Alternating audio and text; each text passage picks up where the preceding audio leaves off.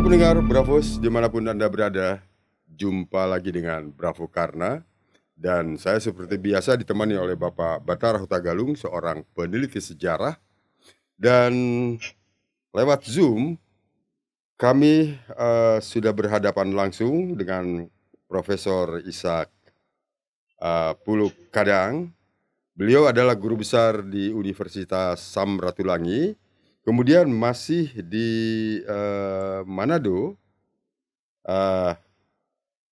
sudah berhubungan langsung lewat Zoom kami dengan Bapak Ian Ratulangi, cucu keponakan Sam Ratulangi. Dan saya ucapkan selamat sore Bapak-Bapak di Manado. Ya, Selamat sore. selamat sore. Baik. Mudah-mudahan di Manado suasananya aman, kondusif, sama seperti di Jakarta sekarang ini. Aman, kondusif, belum terlihat pergerakan-pergerakan mencolok menjelang 14 Februari 2024. Nah, sore ini kita akan berbincang bersama dengan Bapak Batara Hutagalung mengenai Jurdil 2024 yang akan dilaksanakan nanti 14 Februari. Dan tentu saja Pak Batara akan mengawali dengan catatan sejarahnya mengenai pemilu-pemilu di negara kita di beberapa tahun terakhir hingga ke awal pergerakan atau awal kemerdekaan Republik Indonesia. Silakan Pak Batara. Baik, terima kasih Kang Karna. Selamat sore para pemirsa pecinta Bravos Radio dimanapun Anda berada. Juga selamat sore Prof. Ishak Puluk Kadang dan selamat sore Bapak Ian Ratulangi. Nah, jadi hari ini adalah seri ketiga kita ada hubungan dengan pahlawan-pahlawan nasional.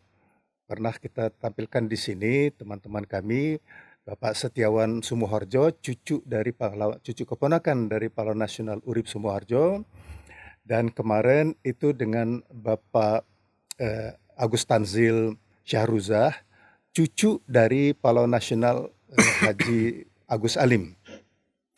Nah, jadi kita tentu semua mengenai pahlawan nasional Sam Ratulangi. Jadi kalau Profesor Ishak Puluk Kadang adalah guru besar di Universitas Samratulangi dan Bapak Ian Ratulangi adalah cucu keponakan dari Samratulangi. Luar biasa kita. Jadi dapat menghadirkan keluarga-keluarga pahlawan nasional yang mulai angkat bicara. Jadi secara singkat kalau kita mengalami, mungkin juga Prof. Ishak, Pak Ian masih mengalami atau mendengar mengenai pemilu pertama tahun 1955. Ya, saya sendiri juga masih mengalami, walaupun waktu itu usia 11 tahun, tetapi melihat suasananya dan tentu dari keluarga-keluarga yang menyatakan bahwa yang membandingkan dari semua pemilihan umum sampai sekarang, bahwa itu pemilihan umum tahun 1955 itu yang paling demokratis. Karena semua pelaku sejarah masih hidup, jadi tidak ada monopoli dari partai-partai politik. Bahkan perorangan pun dapat mencalonkan diri dan ada perorangan yang mendapat kursi di DPR dan juga kursi di konstituante. Nah, kemudian Bapak-bapak tentu mengalami juga pemilihan umum di zaman Orde Baru tahun 1971 dan selanjutnya, dan kita semua melihat misalnya Bapak Karna Adi Berata yang waktu itu adalah pegawai negeri di TVRI, semua dapat menceritakan bagaimana waktu itu secara halus ditekan untuk memilih golongan tertentu atau partai tertentu, dalam hal ini adalah Golkar. Tetapi praktek-prakteknya kalau kita melihat mungkin tidak terlalu banyak gejolaknya. Jadi walaupun memang sudah diatur, tetapi mungkin tidak kelihatan protes-protesnya yang menonjol.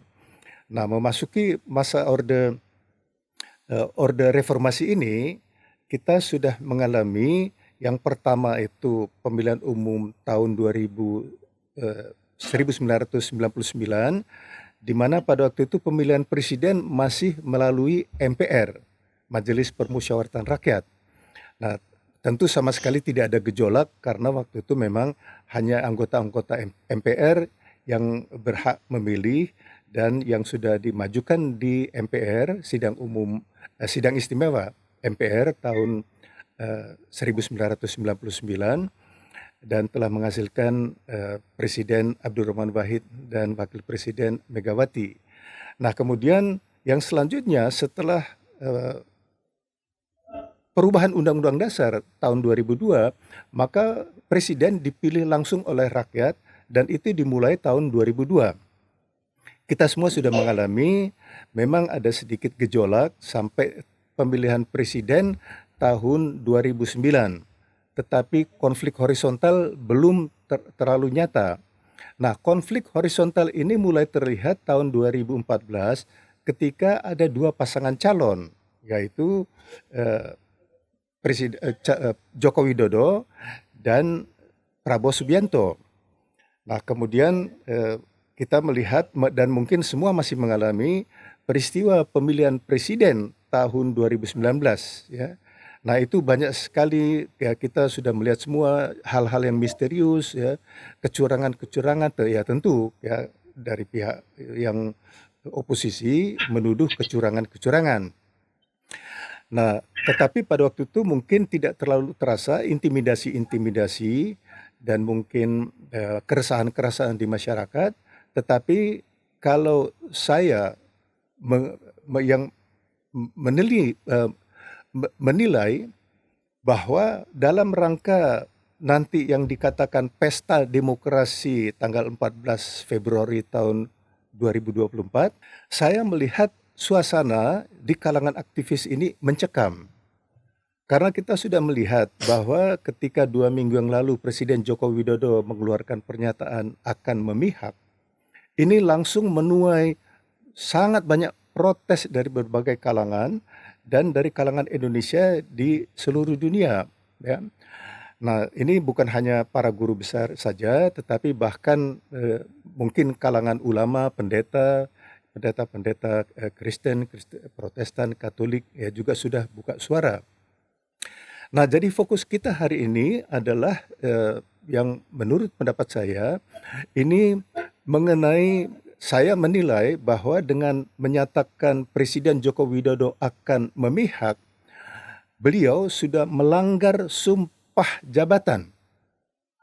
Pada 20 Oktober tahun 2019, Presiden Joko Widodo dilantik sebagai presiden dan bersumpah demi Allah untuk bertindak seadil-adilnya. Nah, kalimat ini yang kita pegang semuanya, dan ini yang termasuk saya menuntut ya, menagih janji bahwa Presiden Joko Widodo memegang sumpahnya.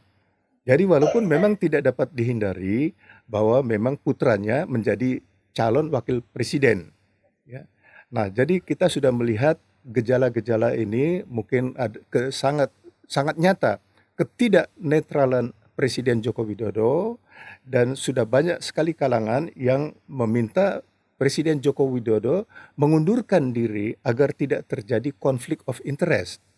Ya, dan yang paling penting untuk mencegah terjadinya konflik horizontal. Nah, itulah pendapat saya. Ya, terima kasih Pak Batara. Tadi kita sudah dengar apa yang disampaikan oleh Pak Batara. Antara lain Bapak Presiden Jokowi sudah melanggar sumpah jabatan. Kemudian yang kedua adalah Bapak Presiden Jokowi sudah tidak netral dalam konstelasi politik sekarang ini. Dan yang ketiga, Bapak Presiden Jokowi sudah terlihat melanggar idealisme pada saat 98 bahwa adalah hapus KKN. Dan di sini terlihat terutama dalam unsur nepotismenya, Bapak Presiden sudah terlihat dengan sikap nepotismenya tidak berkurang, malah berlebih. Ya. Nah, mungkin pertama saya akan tanyakan kepada Prof. Ishak Pulukadang sebagai seorang guru besar di Universitas Sam Ratulangi, dan sudah kita dengar pula beberapa pernyataan-pernyataan dari beberapa guru besar, beberapa dosen di beberapa perguruan tinggi ternama di Nusantara ini. Dan menurut kacamata pribadi dari seorang Profesor Ishak Bulukadang, bagaimana dengan ketidaknetralan Bapak Presiden ini, kemudian melanggar sumpah jabatan, dan yang ketiga melanggar nepotisme, bukan melanggar tapi Cita-cita. melanggengkan nepotisme. Iya. Menjawab pertanyaan tentang ketidaknetralan Presiden Jokowi, saya ingin menyampaikan memang dia tidak bertindak lagi sebagai negarawan, tapi sebagai politician. Sebagai politician, saya memang melihat kecenderungan utamanya sekarang ini mau membela anaknya sebagai wakil presiden, dan kentara sekali beliau itu tidak mau tahu lagi tentang aturan-aturan hukum, dan boleh dikata beliau itu sudah melanggar aturan-aturan hukum dalam arti konstitusi. Saya kan dulu pernah anggota MPR RI, menetapkan tentang perangan tentang KKN. Udah jelas Pak tuh, dipertegas. Ada tap MPR-nya. Lalu kemudian ada undang-undang tentang KKN juga. Dan jelas-jelas dia melanggar itu semua. Tapi dia tidak peduli lagi Pak, saya amati. Dia jalan terus. Karena saya melihat dan mengamati beliau itu mempunyai kekuatan yang sangat percaya loyal padanya. Yaitu institusi polisi dan institusi tentara. Dua kekuatan ini memang sangat berpengaruh dalam hal mengkritisi sikap presiden yang tidak netral itu. Sampai contoh dulu ketika di MPR saya, ketika kita melengsarkan Gus Dur, dulu tentara netral, bahkan berpihak kepada aspirasi masyarakat. Nah, tapi saya melihat, mengamati Presiden Jokowi itu kekeh terhadap sikapnya tidak netral lagi, memihak, ya. Maka dia sangat bergantung kepada dukungan institusi polisi dan institusi militernya. Sehingga di lain pihak saya mengamati bahwa aspirasi masyarakat tentang kritik terhadap Presiden Jokowi sekarang itu sudah sangat meluas. Tidak hanya di kalangan masyarakat bawah, tapi di masyarakat yang intelektual. Bahkan hampir semua perguruan tinggi sekarang mengkritisi beliau itu. Ya. Dan saya melihat juga para mahasiswa sudah mengikuti aspirasi para guru besar perguruan tinggi yang mengkritisi Jokowi. Dan ini bagi saya mengamati sistem politik Indonesia sekarang seperti api dalam sekam yang sewaktu-waktu bisa meledak kalau tidak disadari oleh Presiden Jokowi. Maka bisa kemungkinan terjadi ketika Jokowi sudah sangat instan untuk memperjuangkan anaknya untuk jadi presiden dengan melanggar berbagai aturan, bukan tidak mungkin akan terjadi people power. Dan di sanalah akan terjadi kaos yang membahayakan NKRI, yang membahayakan integritas bangsa. Maka mestinya kan Jokowi itu harus sadar tentang masalah ini. Cuman memang saya melihat beliau tidak peduli lagi. Inilah yang saya khawatirkan, bahkan terjadi semacam kaos dan bisa terjadi people power yang akan menurunkan beliau kalau dia tidak sadar. Bahkan di MPR dan DPR RI sekarang ini kalau saya lihat perbandingan antara yang oposan dan pro sama beliau, yang oposan sebenarnya sudah lebih banyak daripada yang pro sama beliau. Hanya memang posisinya masih sangat kuat pada beliau karena baik militer maupun polisian itu menjadi andalan utamanya. Hmm. Pak, saya melihat kondisi seperti sekarang. Jadi seperti api dalam sekam. Dan mungkin pada saat pemilihan umum ini dan saat perhitungan suara, dan kalau terjadi kecurangan-kecurangan, maka itu akan meledak, situasinya akan meledak. Bahkan kalau dia meledak akan terjadi konflik antara people power dengan militer kalau dia membela Jokowi. Dan itulah yang perlu disadari. Mudah-mudahan Jokowi sadar tentang masalah ini sehingga tidak menimbulkan kekacauan pada bangsa kita ini. Ya baik, Prof. Ishak Pulukadang. Tapi sebelum ini saya mohon kelanjutannya. Tadi Pak Prof. Ishak Pulukadang membedakan antara negarawan dan politician. Ya. Menurut Prof. bahwa saat ini Presiden Jokowi ini bertindak bukan sebagai seorang negarawan, tetapi beliau bertindak sebagai seorang politician. Ya. Apakah seorang politician itu boleh melakukan yang tadi tidak netral, kemudian melanggar atau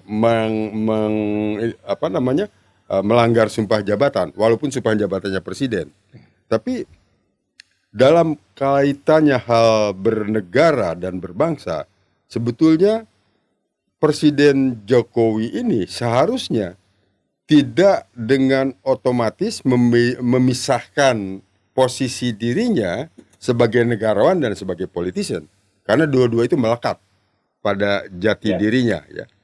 Jadi, walaupun kita anggap atau tadi Prof. Ishak mengatakan bahwa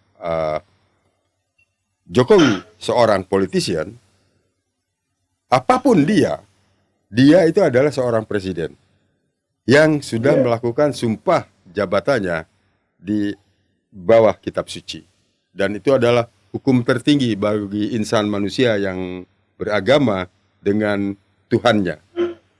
Dan menurut Prof, apa yang kalau misalnya Presiden Jokowi ini melalui seperti zaman Soekarno atau zaman Soeharto gitu kan. Walaupun kita tahu Soeharto otoriter, tapi pada saat kejatuhannya beliau ini juga tetap tepok seliro melihat dirinya, dan malah ada yang mengatakan bahwa dia itu seorang negarawan, yaitu tidak mau ada selalu perpecahan, kemudian dia lengser. Kelihatannya Pak Jokowi ini tidak akan melakukan hal seperti itu. Kita lihat dari pembantu-pembantunya di istana itu, Pak Muldoko, kemudian itu mengatakan dengan jelas bahwa beliau ini sangat sangat akan menjaga wibawa Presiden Jokowi, termasuk Bapak Luhut Panjaitan, kalau saya dengar apa yang dia ucapkan. Nah, menurut Pak Prof. Ishak Pulukadang, apa yang sebetulnya kalau memang dia seorang negarawan, dia harus melakukan apa? Begini, jadi di negara-negara demokrasi, termasuk di Amerika Serikat, ada kan semacam slogannya, ketika seseorang itu sudah terpilih sebagai presiden dalam suatu, mestinya kan dia melepaskan sikap politisinya sebagai loyal kepada partainya. Ya kan, itu ada semacam slogan seperti itu. Tapi saya melihat beliau itu seperti moderator bilang tadi, dia tidak peduli itu karena dia sangat yakin akan dukungan militer. Dia sangat yakin dukungan militer dan polisi.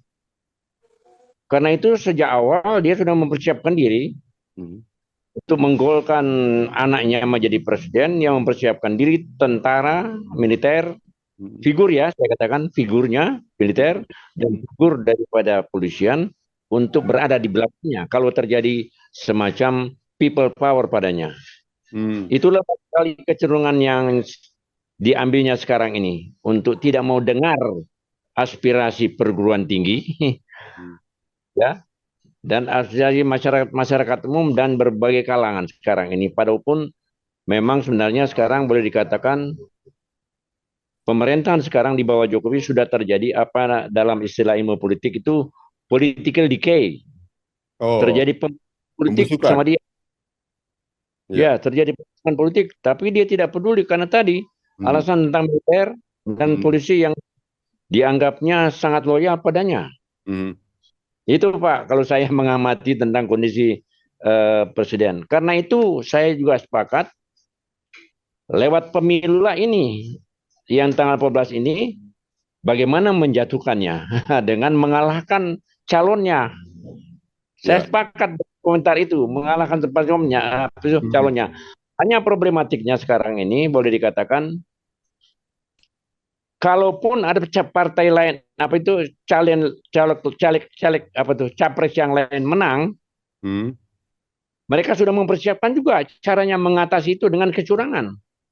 Karena mereka sudah punya dalil, mereka harus menang. Karena kalau kalah mereka akan dipenjara. Mereka punya sikap seperti itu sekarang. Maka mau tidak mau mereka harus melakukan segala macam cara, menghalalkan segala macam cara untuk mencapai tujuan. Jadi teori Machiavelli mereka sudah bikin sekarang. Dan fakta-faktanya sekarang sudah kelihatan. Kecurangan yang mereka lakukan sudah mulai kelihatan itu. Jadi saya lihat, tapi saya melihat dari 3 capres ini Pak, secara spontanitas ketiga caleg ini, terutama Prabowo dan Anies, saya rasa yang di atas sebenarnya kan si Anies kalau saya lihat. Spontanitas masyarakat. Kalau saya mengamati ya, ini jujur saja, spontanitas masyarakat tanpa dibayar, tanpa apapun, memang yang di atas angin adalah Amin. Cuman di lain pihak pemerintah dalam ini penguasa yang mencalonkan nomor 2, menjagokan nomor 2, justru membuat berbagai polling bahwa dia seolah-olah di atas. Karena dengan demikian mereka punya alasan ketika mereka melakukan kecurangan, mereka menganggap itu didukung oleh hasil-hasil survei. Padahal bagi saya itu survei itu kan tidak bisa saya percaya. Saya tidak percaya hasil survei karena itu kan pesanan. Ya, saya tidak percaya karena itu pesanan dibayar. Tuh, jadi saya lebih setuju dan lebih setuju kalau itu berdasarkan polling. Kalau polling kan jelas itu netralitas tinggi di sana. Dan dari semua polling itu boleh dikatakan kalau saya baca-baca ya Anies Baswedan kan di atas 50% sampai 70% ke atas. Dan itulah yang mereka penguasa sekarang yaitu Jokowi takut jangan sampai kalah mereka itu. Jadi kalau ditanyakan pada saya apa yang seharusnya dibuat oleh Jokowi, saya kira kritik untuk dia sadar diri kan sudah banyak dari semua perguruan tinggi, dari para guru besar. Tapi faktanya dia tidak melemah di situ karena kekuatannya yang 2 tadi, militer sama figur militer sama kepolisian itu. Baik, Prof. Ishak, terima kasih komentarnya. Dan saya sekarang akan bertanya kepada Bapak Ian Ratulangi. Beliau adalah cucu keponakan dari Sam Ratulangi, seorang pahlawan nasional.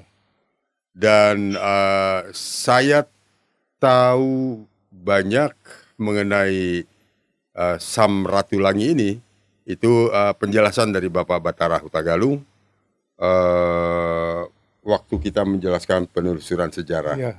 Bagaimana beliau di Bandung ketemu dengan Soekarno dan Sam Ratulangi sudah membuat sebuah CV perusahaan di Bandung dan Soekarno datang ke Bandung pada saat awal mau kuliah.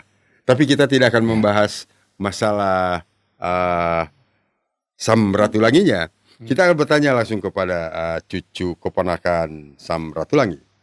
Beliau adalah Yan Ratulangi. Tentu Pak Yan Ratulangi ini ada juga pengalaman pemilu. Bahkan saya dengar katanya Pak Yan ini pernah ikut pergerakan pada saat 27 Juli di Jakarta. Apakah benar, Pak Yan? Iya, betul. Oke. Saya koordinator Gubernur. Silahkan ceritakan apa yang terjadi. Baik, Pak. Terima kasih di studio, masyarakat, terutama Pak Polka dan Prof. Beberapa. Aja. Selamat beberapa. Masyarakat tentu mengetahui tentang bagaimana perjuangan reformasi. Ya. Berdarah-darah, korban, dan segala macam untuk negara ini lebih baik ke depan. Hasilkan pemimpin yang lebih baik. Tapi justru yang pemerintahan Presiden Jokowi itu kehidupan bermasyarakat, berdemokrasi, bernegara, berbangsa itu rusak total. Intinya mentalitas orang Jokowi ini memang sejak 2014 saya sendiri pribadi meragukan. Saya tidak mendukung beliau 2019 tidak. Kalau kita lihat rekam jejak beliau ini tidak pernah melewati suatu perjuangan bagaimana negara yang lebih baik. Kita lihat pada saat dia menjelang Pilpres 2024, dia minta sama Megawati perpanjang 3 periode, kan begitu? Kemudian diminta, karena Megawati tolak, dia minta diperpanjang sampai 2025. Ini orang kan bukan tidak ngerti, memang orang ini mental bobrok. Terus minta maaf. Masa dia tidak tahu dia disumpah ada aturan konstitusi, kok meminta di periode 3 periode, minta panjang sampai 25. Cawe-cawe Jokowi ini memang merusak tatanan demokrasi. Partai diobrak-abrik, partai semua ketua partai diancam karena mereka sebagian besar terlibat korupsi. Itu kelemahannya para pimpinan partai. Saya dengar waktu sampai kenapa Gibran jadi cawapresnya Prabowo, ini saya dengar. Karena Prabowo itu diancam. Kalau tidak Gibran cawapres, mereka akan keluarkan MK, batas umur cawapres 70 tahun. Inilah kekhawatiran daripada Prabowo, sehingga yang mereka sudah deklarasikan dengan Caimin itu kan gagal. Karena inilah saya bilang Jokowi ini seorang otoriter sipil. Ini orang otoriter sipil lebih jahat daripada memang tentara. Ini orang ini dia tidak segan-segan mengadu domba masyarakat dengan TNI dan Polri. Kalau terjadi chaos, ini akan korban banyak masyarakat. Ya, tidak segan-segan TNI dan polisi akan tembak rakyat demi kepentingan kekuasaan dinasti Jokowi. Sebagaimana kita lihat pernyataan semua universitas, para tokoh politisi, agama segala macam soal etika dan lain-lain. Jokowi nggak pusing. Saya minta maaf. Ini yang di hati dia nggak pusing. Yang penting dia berkuasa sampai kapanpun.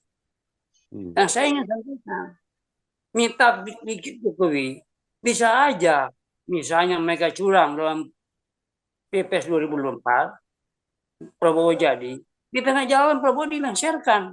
Ini politik. Bukan tidak mungkin. Iya. Ya, bukan tidak mungkin. Karena secara jujur kalau kita lihat fisik Prabowo, aduh, maaf ya, sudah tidak mungkin. Dalam politik bisa aja terjadi demi kepentingan. Jokowi bisa lakukan. Ini saya katakan bahwa mentalitas Jokowi ini memang buruk, memang buruk. Bayangkan semua tokoh agama sudah mengingatkan, dia nggak mau pusing. Dia hanya berpikir yang penting saya ini dinasti melanggengkan kekuasaannya. Ini yang berbahaya. Oleh sebab itu, saya ingin katakan bahwa maaf ya, saya Katolik. Ya. Yang ingin harus berubah ini umat Islam harus bersatu. Kunci perubahan ini untuk istilahnya demokrasi berbangsa dengan lebih baik hanya di tangan umat Islam. Kalau umat Islam bersatu memenangkan Anies, pasti Indonesia akan lebih baik. Saya minta maaf. Kalau kita bandingkan paslon 2 dan 3, jauh Anies. Baik etikanya, pengetahuannya, pengalamannya, ini wawasannya dan jaringannya global. Ini harus kita dukung. Waktu itu sebab itu saya mengimbau kepada seluruh tokoh-tokoh agama, para politisi, masyarakat. Ayolah, kita bersama-sama bergandengan tangan untuk melakukan perubahan yang lebih baik. Kalau terjadi kecurangan, ada beberapa hal yang terjadi. Akan terjadi masyarakat. Jadi terjadi chaos ya. Kedua, Prabowo akan diakui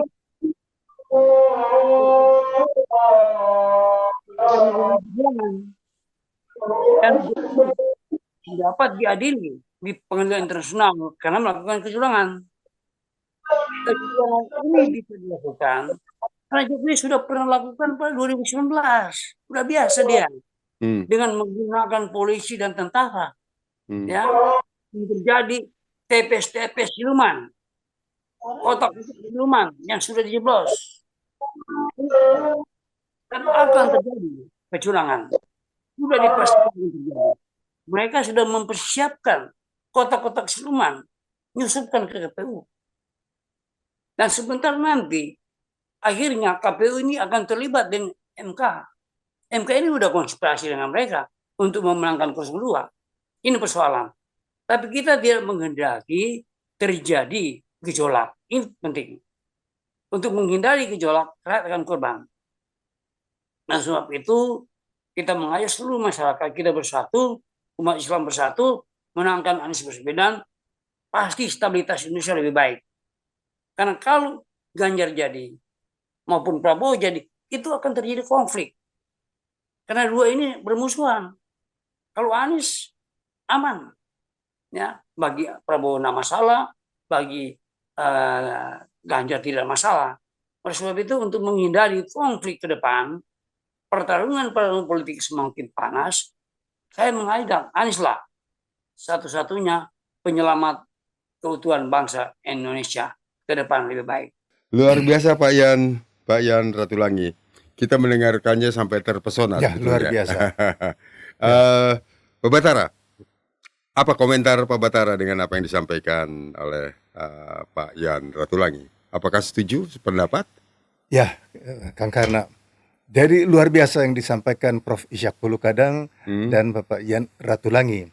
Jadi sedikit tadi yang disampaikan oleh Pak Prof.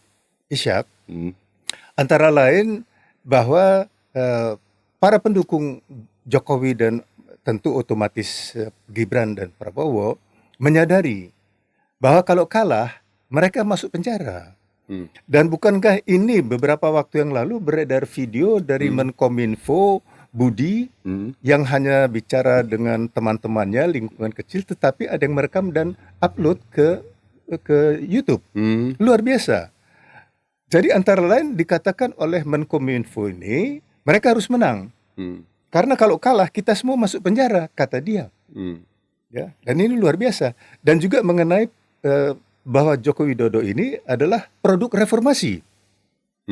Nah, tujuan reformasi utamanya waktu itu adalah membatasi masa jabatan presiden 2 kali. Ya, kemudian ini juga menghapus KKN. Nah, jadi memang ada undang-undang KPU untuk pemilihan calon gubernur, bupati dan sebagainya. Saya tidak ingat pasal berapa, tetapi ada ditulis di situ bahwa yang masih ada hubungan kerabat tingkat 1, 2, 3 panjang lebar diceritakan dengan gubernur atau incumbent itu tidak boleh ikut. Ya, coba cari ya. Saya masih ingat itu ada, tetapi saya tidak ingat pasal berapa di peraturan KPU ya, undang-undang untuk pencalonan. Nah, jadi semua yang saya sangat kecewa itu adalah para aktivis tahun 98 yang mendukung orang yang termasuk kerabat yang digulingkan di Orde Baru kok sekarang memihak. Ya. Nah, ini tentu memang sangat mengecewakan bahwa jelas-jelas mereka itu menjilat ludah sendiri. Ya. Bahwa mereka berjuang tahun 98 untuk menghapus KKN. Tapi kalau sekarang melanggengkan sudah jelas-jelas disebutkan Jokowi mempunyai rencana untuk membangun dinasti keluarga, bukan dinasti politik. Kalau dinasti politik itu komunis seperti di Cina, ya tidak ada hubungan kerabat, keluarga, tetapi berdasarkan garis partai. Tapi kalau ini kan, ini mirip dengan kerajaan, ya karena nanti yang akan menjadi wakil presiden adalah putranya, dan bukankah Yusuf Kala waktu itu sudah menyampaikan apabila Prabowo menang menjadi presiden setelah 2 tahun terjadi sesuatu pada Prabowo, maka otomatis Gibran menjadi presiden, ya. Nah, jadi kalau Gibran jadi presiden, maka terwujudlah cita-cita membangun dinasti dari Jokowi ini. Dan kita tidak bisa memprediksi kelanjutannya. Apakah masih berlanjut atau mungkin seperti yang disampaikan oleh Prof. Ishak, ya, tidak tertutup kemungkinan timbulnya people power. Ya. Kita semua sepakat di sini. Dan ya alhamdulillah puji Tuhan waktu kita menghadirkan alumni-alumni Universitas Trisakti di sini, yaitu Saud Siagian dan Palti Hutajulu, ya mereka aktivis-aktivis tahun 98 dari Trisakti, mereka masih memegang teguh cita-cita yang didengungkan pertama kali oleh mahasiswa-mahasiswa Universitas Trisakti pada bulan Mei tahun 1998. Ya. Nah, jadi kalau mengenai dilanjutkan tadi oleh Bapak Jan Ratulangi, bahwa memang ini sudah kelihatan sekali rencana dari Presiden Joko Widodo untuk membangun dinasti keluarga. Ya. Nah, ini kita semua sepakat ya. Kita di sini sudah menghadirkan teman-teman dari New York, Amerika Serikat, dari Frankfurt, Jerman, dari Singapura, dari Mamuju, Sulawesi Barat ya. Pada dasarnya semua suara ini sama. Yang pertama adalah ya agar Presiden Joko Widodo memegang sumpah jabatan presiden, agar berlaku seadil-adilnya dan tidak bisa dipisahkan bahwa dia sekarang mempunyai kepribadian ganda, satu sebagai negarawan, presiden, satu sebagai politisi.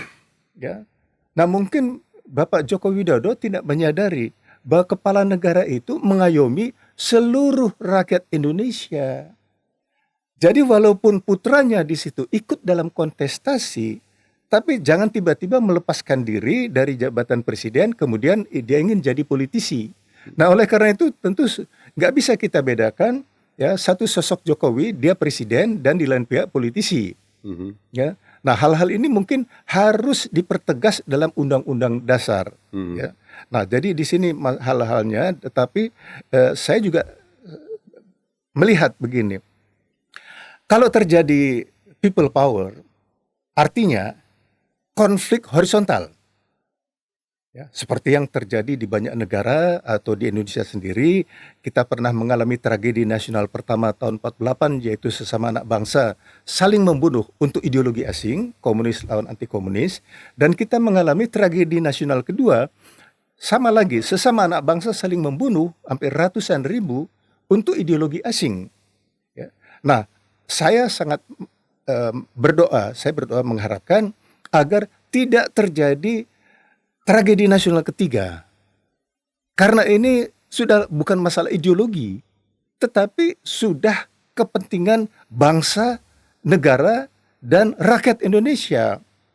Ya. Nah, jadi di sini kalau kita lihat, kalau saya melihatnya, ini yang akan terjadi konflik horizontal antara kelompok yang ingin mempertahankan kekuasaan, ya, dan masyarakat yang menuntut keadilan.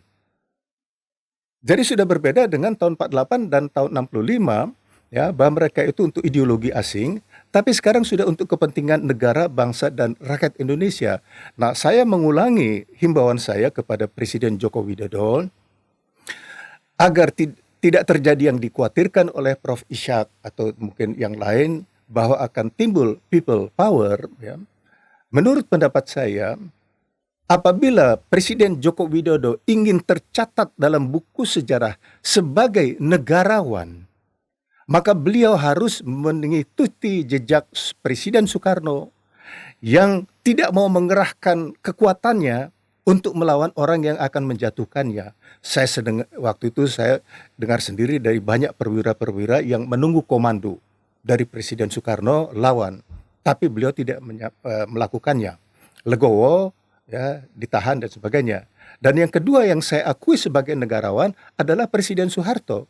Di saat-saat akhir dari masa jabatannya, yang beliau juga sudah Wiranto juga bercerita lagi bagaimana Presiden Soeharto bicara dengan Wiranto mengenai kemungkinan untuk melibas perlawanan, akan terjadi korban jiwa di kalangan masyarakat, ya. Dan itu Presiden Soeharto menghindari itu dan rela legowo untuk lengser dari jabatannya. Nah, saya garis bawahi, ya, agar tidak terjadi hal-hal yang kita tidak inginkan semua, yaitu konflik horizontal di kalangan rakyat, maka sebaiknya Presiden Joko Widodo memenuhi keinginan sebagian rakyat agar legowo untuk mengundurkan diri dari jabatan presiden. Terima kasih. Ya, terima kasih Pak Batara. Kita sudah catat tadi beberapa pernyataannya. Pak Batara, seperti biasanya orang Jawa gitu kan, ada cocokologi kan. Saya coba mencocok-cocokkan perjalanan sejarah kita ini, perjalanan. Pada awal masa jabatan kedua Jokowi itu dalam dalam kampanyenya tidak pernah menyebutkan akan membangun IKN kalau nggak salah. Oh iya, betul. Ya kan? Ya. Tidak akan membangun Ibu kota Nusantara. Ibu kota negara Iya, yang pertama. Ibu kota negara. Lalu pada tahun kedua baru terucap ibu kota negara. Dan jelalahnya kelihatannya itu disetujui oleh Ibu Megawati ini. Ini kelihatannya direstui dan di jalan itu kan berjalan terus. Walaupun banyak pertentangan pada saat itu. Karena banyak pertentangan, kemudian kita pun menentang waktu itu. Ya. Kita ada satu episode menentang ibu kota Dipindahkan. dipindah. Dalam sejarahnya ibu kota itu tidak bisa dipindah. Itu kata Pak Batara yang mengatakan. Nah kemudian gejolak banyak. Nah ternyata ada kekurangan anggaran atau segala macam. Lalu nama itu berubah jadi Ibu Kota Nusantara, IKN Ibu Kota Nusantara. Setelah itu masih berjalan terus, ada pemikiran untuk dinasti. Ya. Dinasti. Nah, jadilah dinasti. Apakah itu memang sudah rentetan rencana dari seorang Jokowi? Kalau ini pindah, dinastinya jalan, pindah ke sana, Indonesia ini berubah jadi namanya jadi Nusantara. Nah, saya nggak tahu walau alam seperti itu. Tapi kelihatannya bisa-bisa saja seperti itu. Itu hanya. Nah, yang saya heran sejak kapan sebetulnya nih, terutama Pak Yan Ratulangi yang seorang kader PDIP, sejak kapan Bapak Jokowi dan Ibu Megawati ini pecah kongsi? Jadi begini, saya belum kader PDI Fusi 73 sampai terbentuknya PDIP. Pada 2022, saya adalah orang satu-satunya mendesak Megawati, Jokowi harus dimasukkan. Oh, Ya, saya Iya. sampaikan terus. Karena kita udah lihat, karena kita katakan mentalitasnya itu, dia tidak tahu bahwa dia dari mana sebenarnya, kan dari PDI. Dia tidak melaksanakan, dia sebagai petugas partai, anggaplah dia petugas partai. Iya. Dia tidak memindahkan itu. cawe-cawenya Jokowi ini memang untuk kepentingan pribadi dia. Hmm. Dan persoalan IKN ini ada yang bisikin, Pak. Jokowi tidak sampai ke sana. Ada yang bisikin. Ya. Hmm. Dan kita sudah tahu kan di sekitar Jokowi itu siapa-siapa. Ya. Ya. Mereka. Ya, orang bilang Pak Luhut katanya. Hmm. Nah, Pak Luhut kan punya akses ke Cina kan? Hmm. Nah, kan Asia ini lah. Kan mereka melihat proyek aja. Membangun IKN itu untuk mendapat uang. Nah, itu persoalan. Tidak pernah disampaikan secara resmi program dia sebagai presiden di periode kedua. Tiba-tiba datang aja. Jadi Jokowi ini adalah apa ya? Pemimpin yang selain tidak beretika, dia memang betul-betul mentalitas memang asalan aja. Ya, dia nggak pusing. Apa gue mau bikin? Karena persoalan, minta maaf, Dewan ini kan sudah dibayar semua. Dewan tidak bisa bikin apa-apa. Undang-undang Muslow, ketenagakerjaan, pekerjaan, begitu juga diketok. Ini persoalannya, Dewan lemah juga. Itu persoalan. Kemudian, pembantu presiden terutama TNI dan polisi ini kan dikendalikan Jokowi. Mereka itu sewaktu-waktu apa saja Jokowi bilang mereka lakukan. Kenapa uang? Ini persoalan uang. Kalau sudah penyelenggara negara, kalau sudah dengan uang, ini rusak. Makanya harus diadakan perubahan. Jadi Megawati adalah kesalahan. Megawati juga kan, saya mengenal Megawati. Saya di zaman-zaman 96 itu kan ngopi bareng dengan Megawati dengan Taufik. Ya Megawati ini kan bukan pemain politik. Bukan pemain politik. Dia bukan politisi, Pak. Ya. Dia bukan perancang politik. Itulah kelemahannya Megawati. Kalau Megawati jadi tahun 2002 lengsarkan Jokowi. Aman PDIP. Tapi itulah saya katakan bahwa Jokowi ini adalah mentalnya bobrok. Ya baik, sudah sangat jelas statement yang tadi disampaikan oleh Prof. Ishak Pulukadang dan Bapak Yan Ratulangi. Atau Prof mau menyampaikan statement akhir mengenai Jurdil 14 Februari 2024. Apa yang akan disampaikan kepada masyarakat yang utama untuk amannya Jurdil ini? Ya, jadi prinsip Jurdil itu adalah mendasar dan harus dijadikan dasar dalam menghadapi pemilu yang akan datang ini.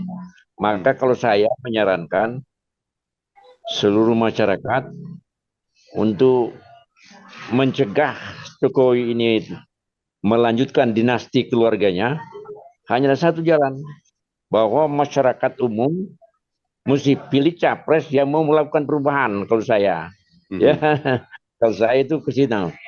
Maka pakailah hak pilih, memilih capres yang melakukan perubahan terhadap politik keluarga itu, terhadap politik dinasti keluarga itu, ya. Karena bagi seorang presiden itu berlaku semboyan, my loyalty to my party end when my loyalty to country began. Itu kan di negara-negara seperti itu. Tapi rupanya itu Jokowi nggak mau dengar itu, karena sudah punya tekad untuk memenangkan anaknya itu. Itu problematiknya. Dan didukung oleh militer sama polisi. Nah, kalau terjadi kaos ke depan karena ada people power, maka kita akan menguji sejauh mana loyalitas daripada militer dan polisi, apakah pro rakyat atau pro penguasa. Itu problematiknya ketika terjadi pemilihan tanggal 14 yang akan datang. Saya kira itu aja, yang penting kita konsisten untuk melaksanakan Pilpres ini dengan jujur dan adil. Ya, Prof, terima kasih. Sekarang Pak Yan Ratulangi, apa yang akan disampaikan kepada masyarakat mengenai Jurdil 2024 nanti? Silakan Pak Yan. 2024 memang diragukan, Pak. Ini diragukan. Nah, saya sudah menyampaikan itu beberapa kali bahwa Jokowi akan melakukan kecurangan. Dan saya katakan, sampai pun dia di piang gantungan, dia nggak pusing.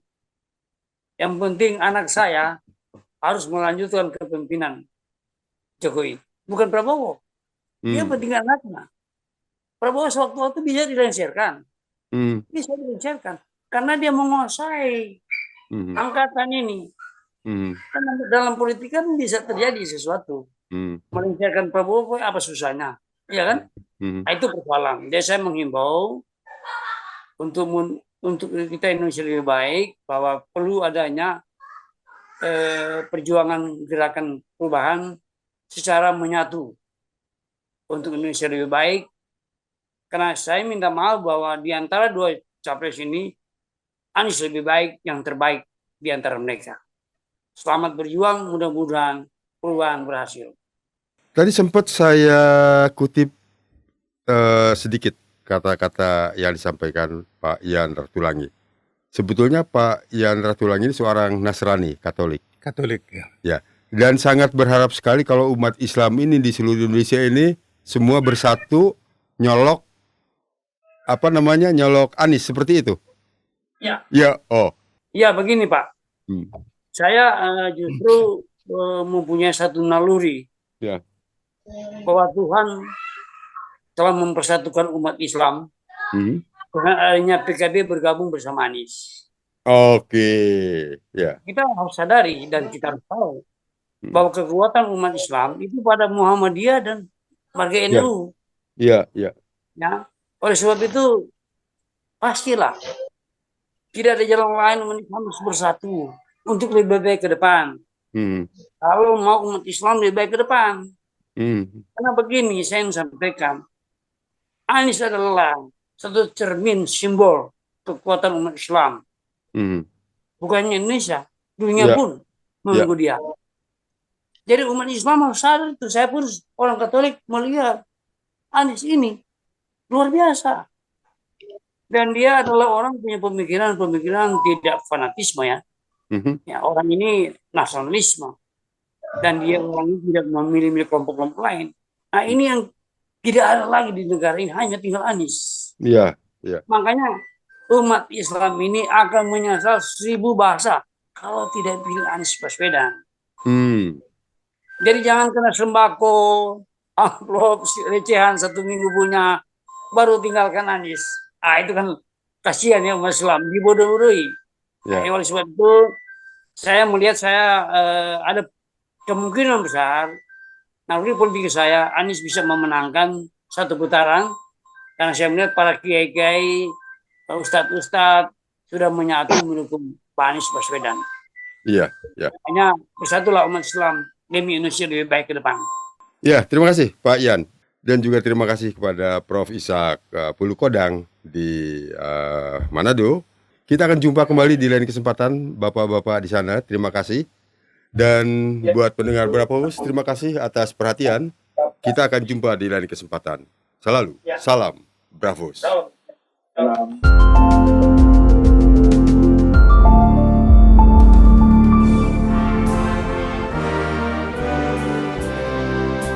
Terima kasih Anda masih terus mendengarkan Bravos Radio dari Batu Ampar 1 nomor 6 Kramat Jati Jakarta Timur. Bravos, your digital radio station.